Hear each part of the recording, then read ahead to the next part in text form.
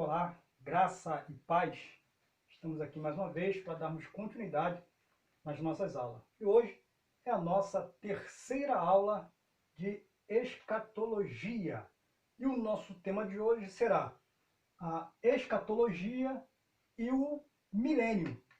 Ou seja, vamos falar a respeito do milênio, quais são as linhas de pensamento, quais são as escolas de pensamento que defende cada ponto relacionado ao milênio.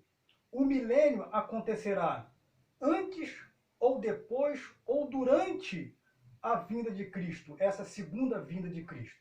Então é isso que nós vamos falar a respeito desse milênio, sabendo que existem os acontecimentos, a igreja ela será arrebatada. Quando a igreja for arrebatada e encontrar-se com Cristo nos ares, a igreja então terá morada com Cristo.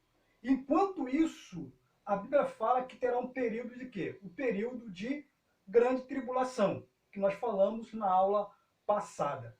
Esse período de grande tribulação será seguido de alguns eventos, de alguns acontecimentos, que então acarretará em quê? Acarretará em uma ordem mundial, e essa ordem mundial que um homem dominará todas as coisas, e ele então, no meio desse pacto que ele vai fazer durante 7 anos, será então o quê? Será então cancelado ou cortado este pacto durante 7 anos, que durará 3 anos e meio. Por que isso? Porque até mesmo Israel será o quê? Será influenciada por esse governo corrupto do anticristo. Logo no meado desse contrato, Israel então vai romper este contrato durante esse período de 7 anos. E é aí que então vai entrar o quê? É aí que vai entrar então a perseguição, a fúria, as calúnias, justamente contra a igreja de Cristo. Principalmente contra os judeus. Por que isso? Porque agora o tratado, o acerto de contas, se podemos dizer assim, vai ser com Israel. Por que contra Israel? Porque Israel, lá no início da história da palavra, da Bíblia, do povo de Deus, quando o Senhor chama Abraão, lhe faz promessas, através da descendência de Abraão, Deus queria que toda a descendência de Abraão aceitasse a palavra e o chamado para poder então pregar a palavra de Deus a todas as outras nações. Israel então não vai aceitar a promessa que foi cumprida através de Cristo, sendo gerado em forma de homem, lá em Mateus, capítulo 1 em diante, vai dizer a genealogia e também vai dizer o seu nascimento. A partir daí, Israel não aceita Cristo como supremo. Por quê? Porque eles aceitavam um Deus poderoso, um Senhor que reinava sobre ele contra o reinado dos judeus, dos romanos. A partir daí, começa então a haver uma divisão, tá? Haver uma divisão. Então, a maior parte dos judeus da época passam simplesmente a acreditar na lei mosaica, na lei de Moisés, e deixando o evangelho que Cristo havia trago de lado. Então, o que vai acontecer aí? Vai acontecer uma ruptura, tá? Entre Israel e o evangelho. Cristo, ou Deus, então vai fazer o quê? Vai deixar Israel de lado um pouco, não esquecido, mas um pouco, e vai trabalhar em cima agora da igreja. A igreja é escolhida para poder então pregar a palavra de Deus e pregar um evangelho salvífico e um retorno do Senhor, tá? O retorno do Senhor. Então, quando tudo isso acontecer, quando a igreja for arrebatada, tá? Quando as pessoas ficarem desesperadas e começar então a procurar uma palavra e não vão encontrar, aí então que vai se levantar um homem, que o apóstolo Paulo chama um homem do pecado, em todas as nações. Ele vai convencer com suas palavras, ou seja, será um político, um homem de influência e de muita palavra. Ele vai convencer até mesmo os judeus ortodoxos, os judeus que acreditam na lei de Moisés. A partir daí, então, quando esse governo estiver estabelecido, ele então vai começar a implementar algumas regras. E alguma dessas regras será o símbolo do 666. E o povo de Israel, então, não vai aceitar e vai ver que existe alguma coisa diferente, alguma coisa está errada. Então, o povo de Israel vai romper este pacto aí, que vai durar em torno aí de 3 anos e meio. Tá? A partir daí, então, começa-se a perseguição para todos aqueles que professarem o nome de Cristo. Então, o que vai haver, ou o que vai acontecer dentro desse período de tribulação? Mortes, perseguições, as pessoas vão passar a aceitar a Cristo agora, não pela influência do Espírito Santo, porque o Espírito Santo saiu, foi retirado. Enquanto a igreja está lá, aqui na terra o Espírito Santo está. A partir do momento que a igreja for retirada, o Espírito Santo também será retirado.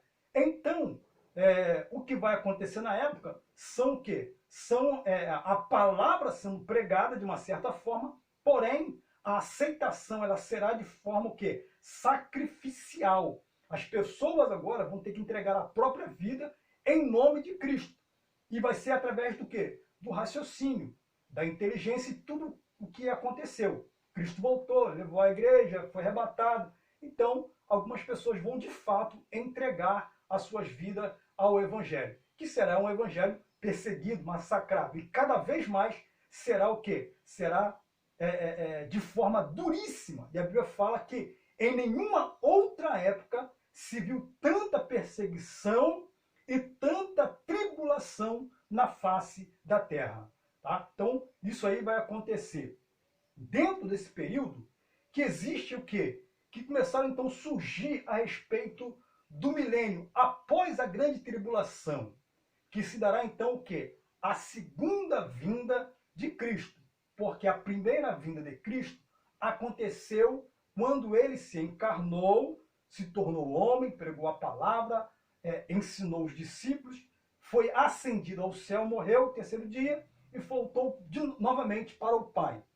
Agora, há uma promessa de retorno. Há uma promessa de retorno e de um reino milenar na Terra. Tá? De um reino milenar na Terra. Essas escolas,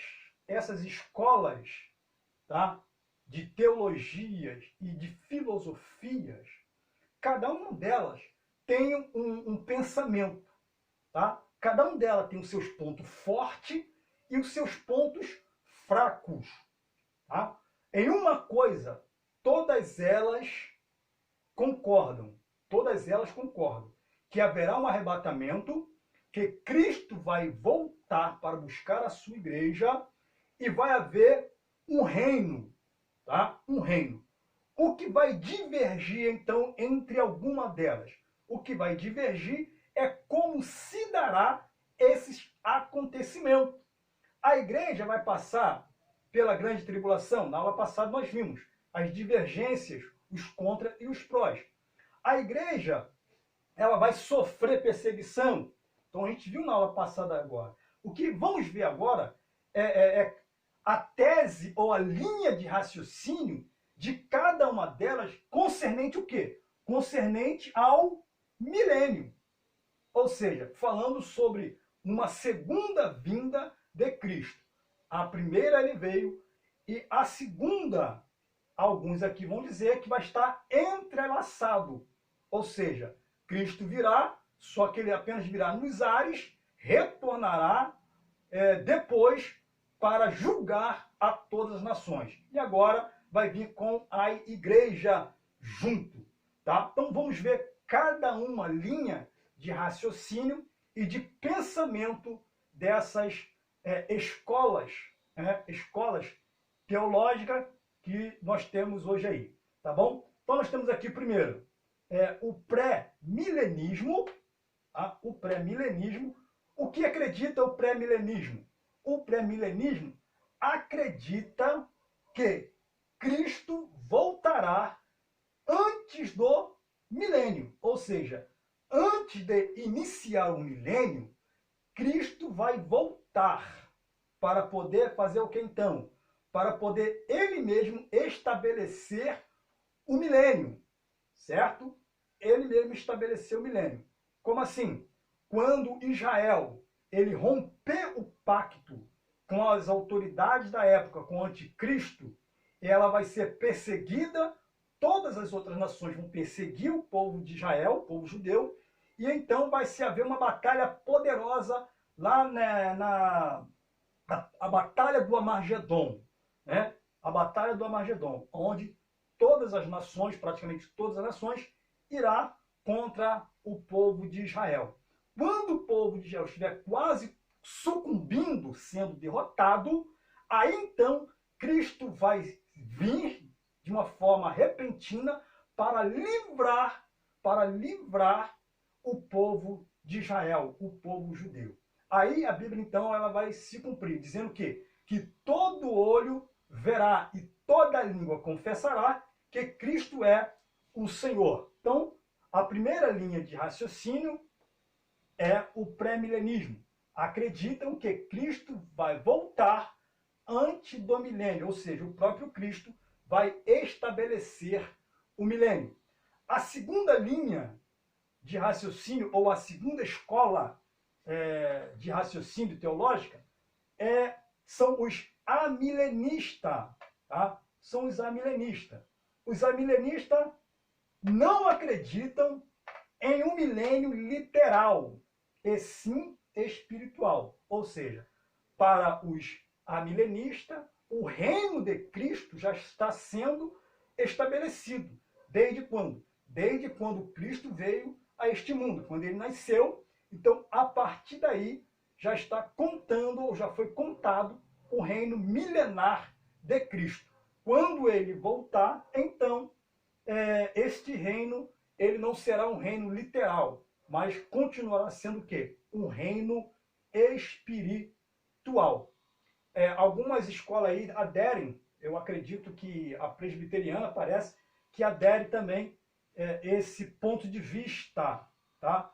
Amilenista, dizendo que não há um milênio literal onde haverá um período de paz, onde tudo ficará tranquilo.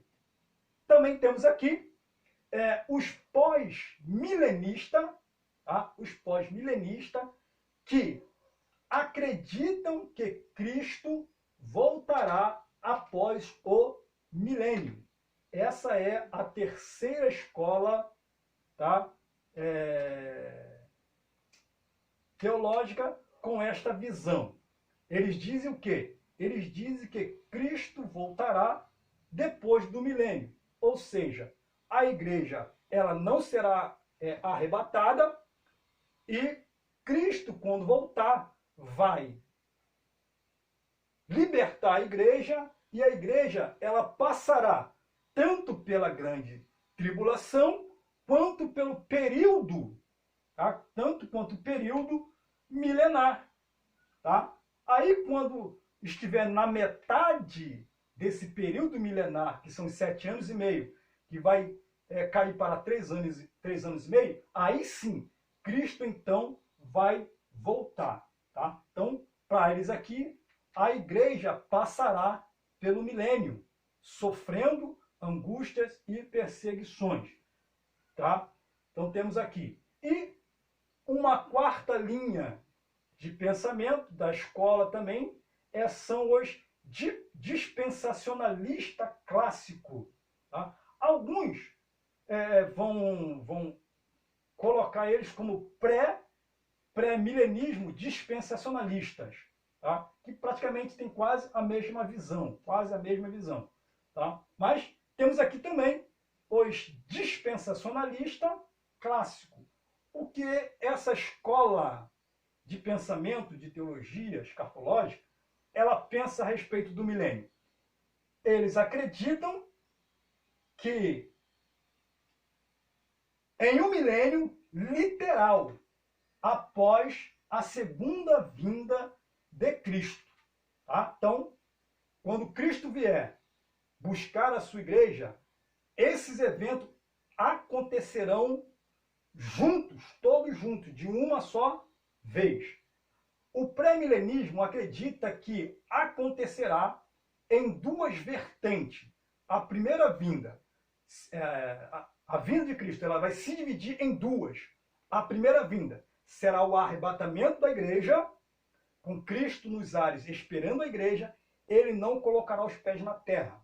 E a segunda parte acontecerá com Cristo retornando no Monte das Oliveiras, juntamente com a igreja, para livrar Israel, tá, do sofrimento e também estabelecer o seu reino milenial. Tá? Então essas são a linha de raciocínio que está prevalecendo. Mas as que mais prevalecem, né, nos dias de hoje são os pré-milenismo, que tem também a sua ascendência no dispensacionalismo, e o amilenismo. Tá? O amilenismo. Essas duas linhas de pensamento, de escola, são as que prevalecem mais. Tá? O pós-milenismo, ele caiu um pouquinho de descrédito, tá? E o dispensacionalista, eles estão aí também de uma forma mais simples, porque a gente entende, os teólogos entendem, que eles estão praticamente inseridos dentro do pré-milenismo dispensacional, que aqui também temos duas divisões. O dispensacionalismo clássico e o dispensacionalismo histórico do passado. Ou seja, na época de Irineu, que eu falei ontem, que Irineu, o pensamento de Irineu, era justamente o quê?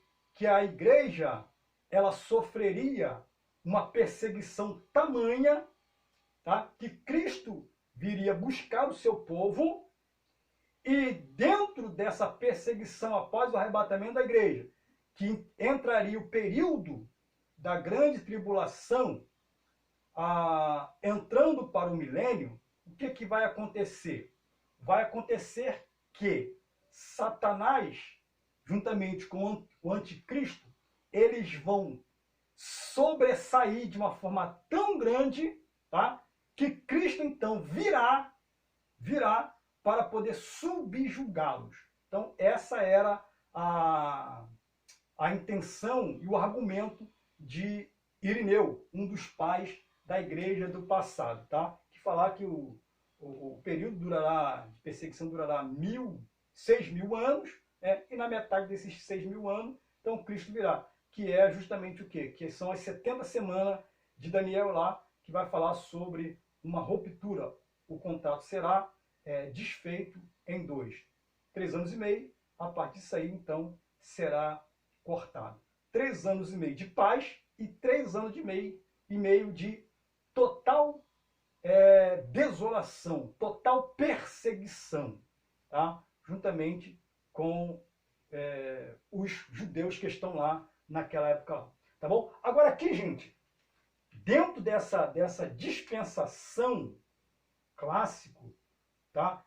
Existe 7 dispensações que eles acreditam que nós já passamos por ela, tá? Que nós já passamos por ela. Agora só nos resta chegar à dispensação do reino milenar, desse reino milenar de Cristo, aonde vai estabelecer o seu reino, tá? Então, quais são essas 7 dispensações? Vamos lá. A primeira dispensação é a dispensação da inocência, lá com Abraão e Eva, tá? A segunda dispensação é a dispensação da consciência, quando Adão e Eva comem do fruto e é despertado neles o que era certo e o que era errado. A partir dali, eles começam a entender e compreender o que estava certo e o que estava errado. A terceira dispensação é a dispensação do governo humano, aonde agora, a partir de Gênesis capítulo 8 em diante, o homem vai passar a governar, seja de forma correta ou errada, mas agora o homem vai passar então a governar sobre os animais, sobre seres marinhos e outras coisas mais. A quarta dispensação é a dispensação dos patriarcas, aonde vai dar início com Abrão. Logo após, Deus vai mudar o seu nome para Abraão. Aí vem então Isaac, Jacó e assim sucessivamente. E depois, a quinta dispensação é a dispensação da lei, aonde o Senhor vai entregar e estabelecer as leis a Moisés, Levítico, Deuteronômio e assim sucessivamente. Tá? E a sexta dispensação é a dispensação da graça, quando Cristo veio trazer um evangelho salvífico, libertador, transformador, purificador, tá? Para a humanidade. Esta é a dispensação da graça. Ainda estamos na dispensação da graça, aonde as pessoas fazem o que querem, onde as pessoas não esquentam a cabeça com nada, e assim sucessivamente. Por quê? Porque na área da lei, na dispensação da lei, pecou, era morto, pagava na mesma hora. Agora, na dispensação da graça, não. Na dispensação da graça, as pessoas fazem o que fazem e ainda continuam ainda aí. Tá? Mas é muito mais perigoso do que na própria dispensação da lei. Porque a gente acaba perdendo a noção daquilo que a gente está fazendo, se é certo ou errado. Então precisa haver aí um cuidado muito grande concernente à dispensação da graça. É boa? É perfeita? Sim, mas ela traz aí uma consequência dolorosa.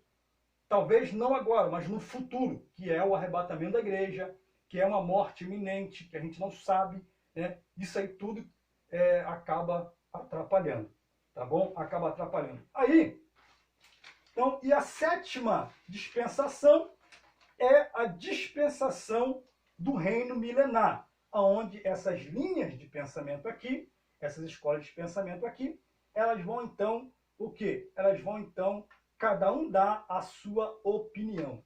O que é mais importante aqui, gente? O que é mais importante, como eu falei no início, é que todas elas acreditam que vai haver um arrebatamento. Todas elas acreditam que Cristo voltará. Todas elas acreditam que vai haver um reino, um tempo de paz. Tá? Agora, o período, como vai ser, o caminho, né? Aí, meu filho, aí nós vamos encontrar bastante divergência entre elas. Tá? Então, por isso que eu falei, cada uma dessa aqui tem os seus pontos fortes e tem os seus pontos fracos. Então, eu não posso aqui simplesmente falar que o pré-milenismo ele é a única correta. Não, eu não posso aqui falar que o amilenismo é a única correta. O pós-milenismo é o único correto. E a dispensação é a única correta. Então, por quê? Porque o livro de Apocalipse ele contém muitas figuras, muitas coisas que às vezes nós não temos o material suficiente para poder então o quê? Dar uma resposta exata sobre o assunto de Apocalipse. Tá? Então é complicado. O livro de Apocalipse ele é complicado. Então aquilo que a gente, ou aquilo que a Bíblia não revelou, deixa estar. Deixa estar. Não vamos pegar um texto isolado e tentar fazer desse texto isolado a verdade absoluta. Não podemos agir dessa maneira. Tá? Então, se alguém defende o pré-milenismo, amém. Amém. Se alguém defende o amilenismo, amém. Se alguém defende o pós-milenismo, amém. Se alguém defende a dispensação, amém. Tá? Amém. Então, cada uma dessas aqui, elas vão, ao mesmo tempo, concordar entre si e, ao mesmo tempo, vão ter algumas divergências entre si. Tá? Então, nós acreditamos que Cristo ele vai estabelecer um milênio, tá? Literal, aonde a igreja passará por um período de paz e de alegria, aonde então, após tudo isso aí acontecer, após passar esse período milenar, Cristo então vai, Satanás será preso, né? Durante 1000 anos, que é esse período de paz, após então ele será solto, e a partir daí então vai estar culminando para quê?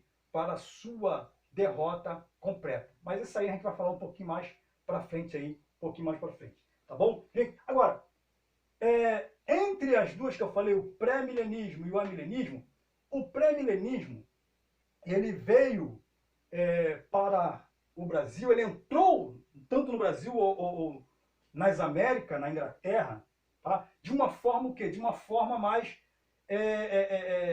nova, com pensamentos mais reformulados. Por isso que o chamamos também de dispensacionalista clássico, ou pré-milenismo dispensacionalista. Tá? Por quê? Tem quase a mesma visão um do outro. Então, qual foi a época e como ele foi introduzido, principalmente aqui dentro do Brasil? Tá? Então, gente, anote isso aí. Anote isso aí. Está o seguinte. O pré-milenismo, com as suas novas teorias, ele foi introduzido no século XIX, tá? Ele foi introduzido no século XIX através de Darby, Kelly e Trotter, três